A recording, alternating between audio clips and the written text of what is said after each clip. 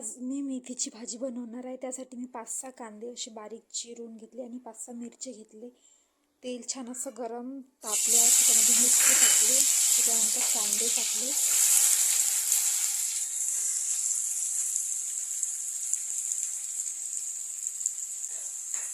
छान असे मिक्स केले.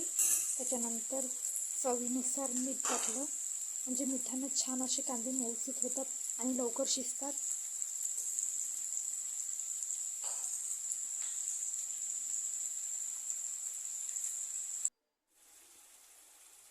बघू शकता कांदा शिजलेला आहे,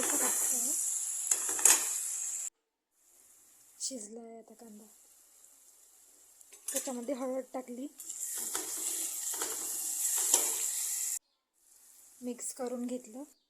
त्यानंतर मेथीची भाजी छान अशी धुवून चिरली आणि त्याच्यानंतरच टाकली. धुवायच्या आधी चिरायची नाही. छान असं मिक्स केलं. झाली आपली मेथीची भाजी.